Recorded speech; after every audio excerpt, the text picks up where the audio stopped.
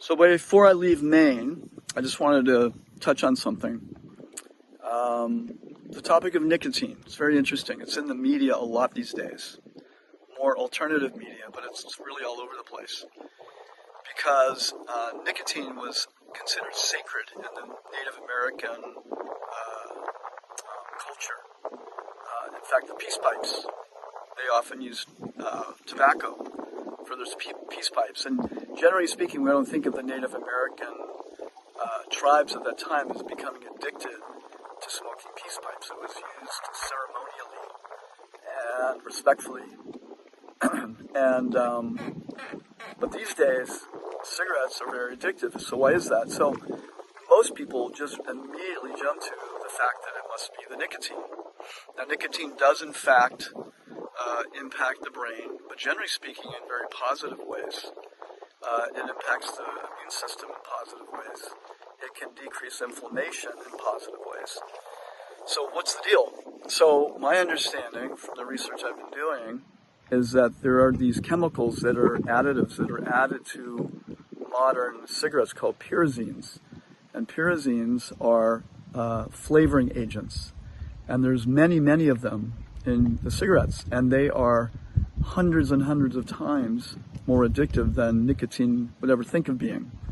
So you could argue that a lot of the addictiveness are the pyrazines, the sugar that's added, and the toxins are also there in the paper itself.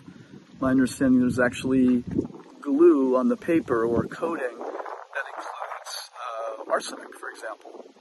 So you could argue that this is the reason why cigarettes are so darn toxic and addictive.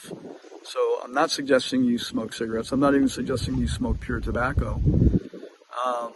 However, having a new understanding and appreciation and respect for nicotine and its benefits and what it does and what it doesn't do is really important, because there's a lot of emphasis these days of getting rid of nicotine completely from the market.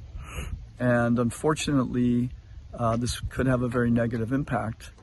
In fact, there were studies in Italy that indicated that the people that got the least amount of severe COVID were those that smoked cigarettes. And that's just mind-blowing, because you'd think with COVID and the cough and all that, it would be significant. However, it turns out nicotine seems to have a protective impact to the receptors, the same receptors that these spike proteins go to. So it's very, very interesting. There's a lot more research to be done, but I'm in nature right now, and I've really been appreciating nature all week. And it's really important to get through all the, I would say, brainwashing that we've been exposed to for many, many years about what's good for us and what's bad for us, and come back to basics. Good food, good water, good air, herbs, nutrients, like that. Exercise, yoga, meditation, prayer. All these things are the foundation of a healthy life. Good communication, healing, all these things are very essential. And when we give up all these things in the name of modernity and modern pharmaceutical science, then oftentimes we lose track. And I am not trashing modern science or modern medicine. I've used it. My family's used it. It can be a fantastic, amazing blessing.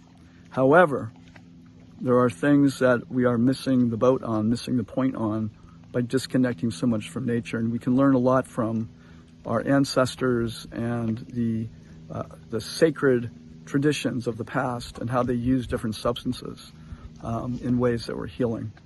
So that's a little blurb. I'll probably be talking more about this in the future.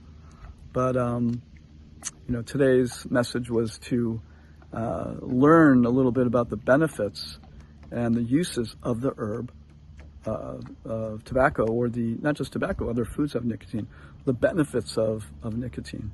Okay, thanks.